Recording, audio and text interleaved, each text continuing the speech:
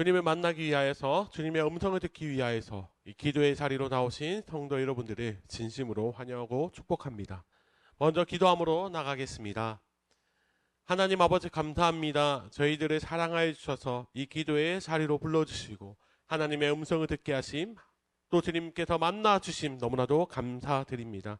이 시간 우리가 말씀의 자리에서 겸손하길 원합니다. 이 시간 선포되어지는 말씀이 나에게 필요한 말씀임을 믿고 그 말씀 앞에 겸손하게 나가는 우리 모두가 되게 하여 주시며 우리의 생각과 마음이 오직 주님만을 향하는 은혜의 시간이 되게 하여 주시옵소서. 이 말씀 가운데 임하실 주님을 기대하며 나아갑니다. 감사드리며 살아계신 예수 그리스도 이름으로 간절히 기도드립니다. 아멘. 오늘 찾으실 하나님의 말씀은 예레미야 36장 말씀입니다. 예레미야 36장 1절에서 19절까지 말씀입니다. 예레미야 36장 1절에서 19절까지 말씀. 다 찾으셨으면 함께 읽도록 하겠습니다. 유다의 요시야 왕의 아들 여호야김 제4년에 여호와께로부터 예레미야에게 말씀이 임하니라. 이르시되 너는 두루마리 책을 가져다가 내가 내게 말하던 날 곧 요시야의 날부터 오늘까지 이스라엘과 유다와 모든 나라에 대하여 내가 내게 일러준 모든 말을 거기에 기록하라. 유다 가문이 내가 그들에게 내리려 한 모든 재난을 듣고 각기 악한 길에서 돌이키리니 그리하면 내가 그 악과 죄를 용서하리라 하시니라. 이에 예레미야가 네리야의 아들 바룩을 부르매 바룩이 예레미야가 불러주는 대로 여호와께서 그에게 이르신 모든 말씀을 두루마리 책에 기록하니라. 예레미야가 바룩에게 명령하여 이르되 나는 붙잡혔으므로 여호와의 집에 들어갈 수 없으니 너는 들어가서 내가 말한 대로 두루마리에 기록한 여호와의 말씀을 금식일에 여호와의 성전에 있는 백성의 귀에 낭독하고 유다 모든 성읍에서 온 자들의 귀에도 낭독하라.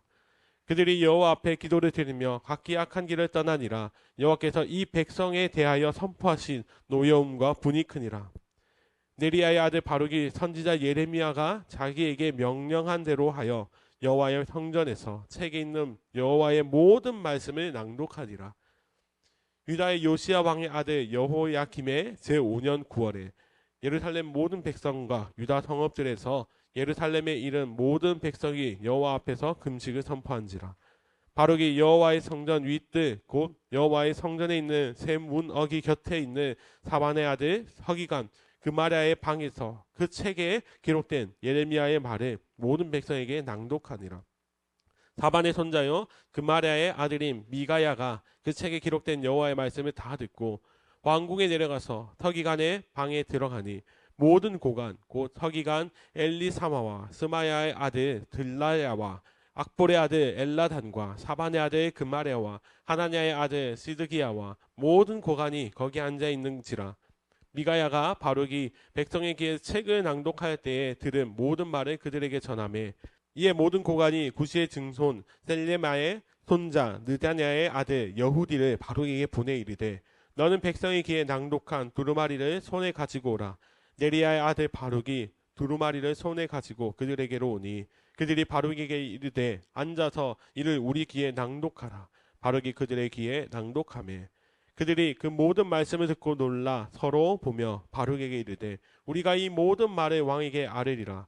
그들이 또 바룩에게 물어 이르되 너는 그가 불러주는 이 모든 말을 어떻게 기록하였느냐 청하노니 우리에게 알리라.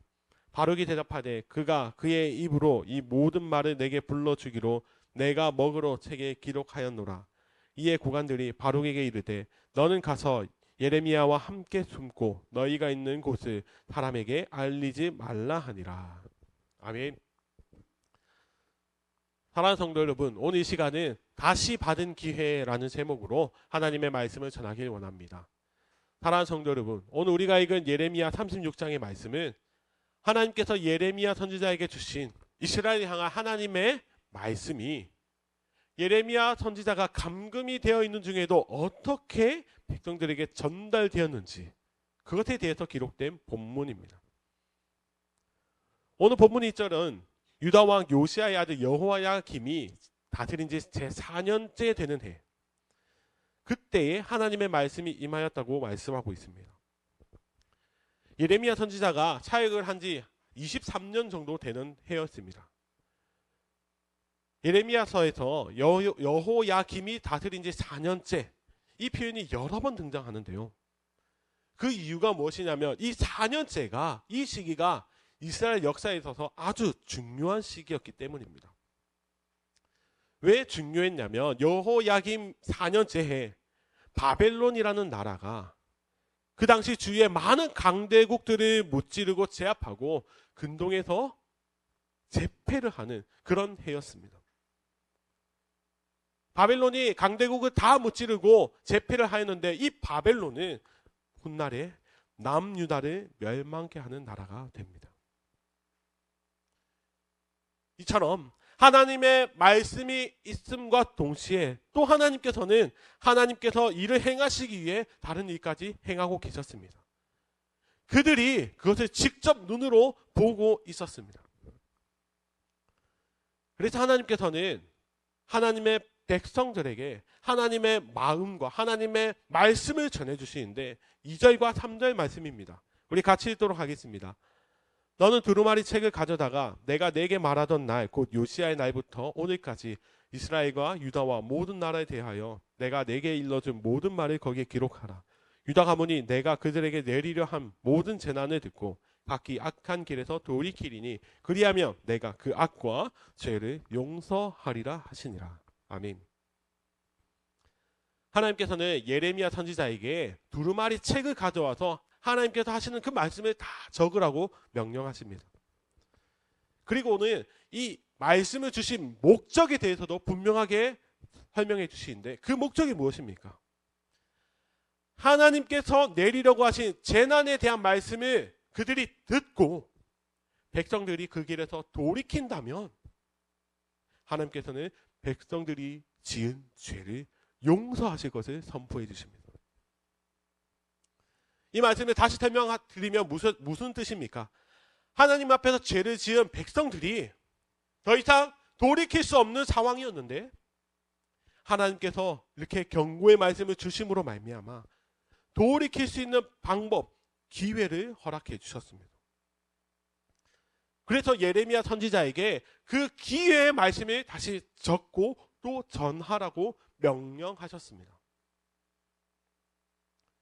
그런데 5절 말씀을 보니까 예레미야는 하나님의 말씀을 백성들에게 직접 전할 수 있는 상황이 아니었습니다.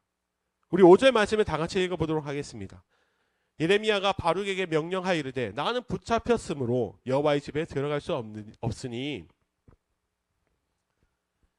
예레미야가 하나님의 그 말씀을 예언했다는 이유만으로 붙잡히게 되어서 직접 성전에 갈 수가 없었습니다.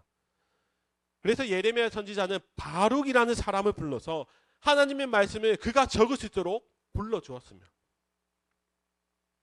바룩이 예레미야가 불러줘서 적은 그 부분이 예레미야서의 몇 장인지는 학자마다 다 견해가 다른데 그러나 많은 학자들이 공통적으로 말하기를 그 글에 적힌 내용이 무엇이냐면 각 나라들을 향한 하나님의 경고의 말씀이었을 것이다 라고 전하고 있습니다.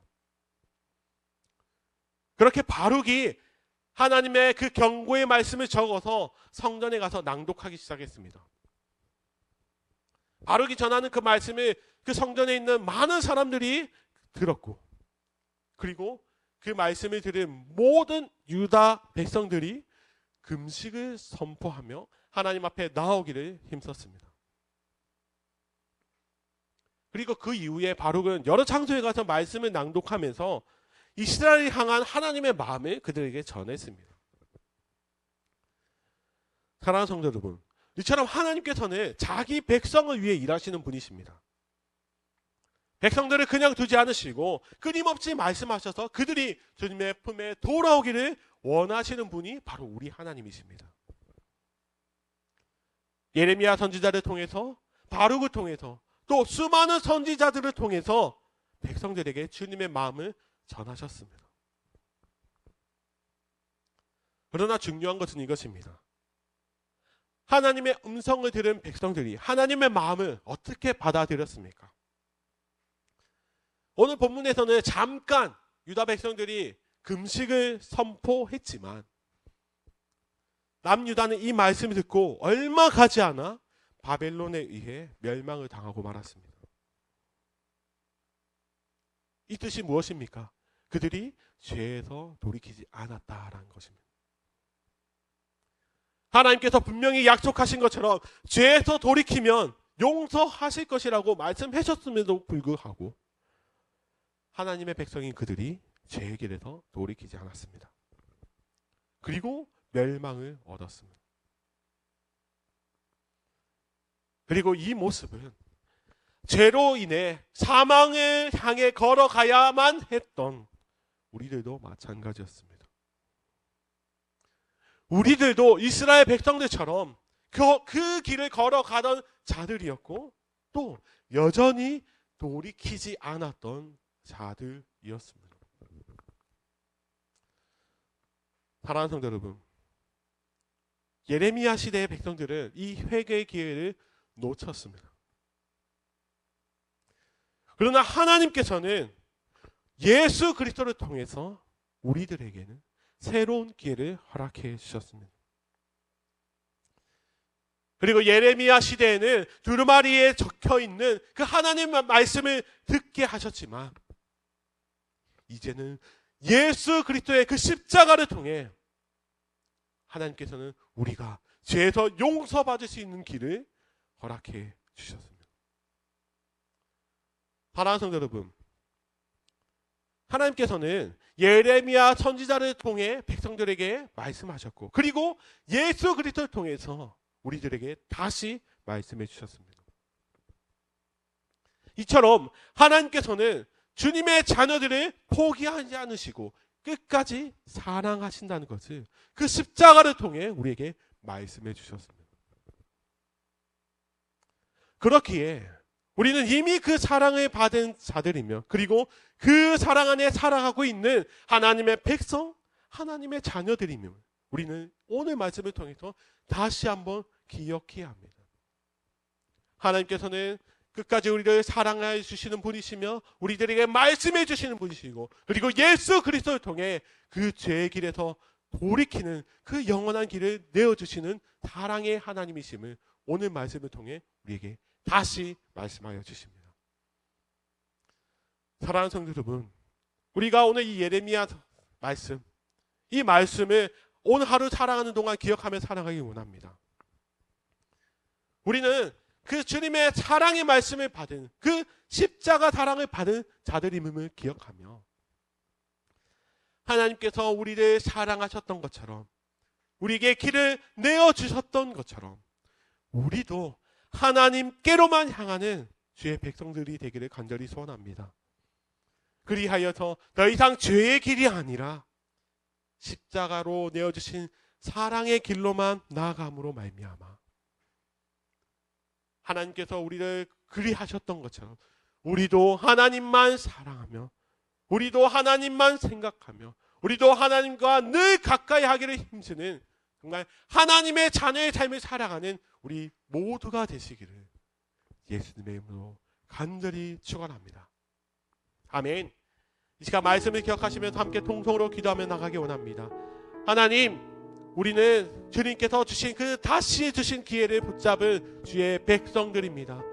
여전히 죄의 길에서 돌이키지 않았던 우리들이었지만 예수 그리스도의 그 십자가의 사랑으로 말미암아 그 영원한 길로 나아갈 수 있음을 우리는 믿음으로 고백합니다. 주님, 우리가 그 사랑을 알기에 우리도 주님을 사랑하며 주님께로만 향하는 하나님의 자녀다운 삶을 살아가는 우리들이 다 되게 하여 주시옵소서. 그리고 우리가 가지고 있는 많은 기도의 제목을 가지고 이 시간 우리 통성으로 기도하며 주님 앞에 나가기 원합니다. 기도하겠습니다.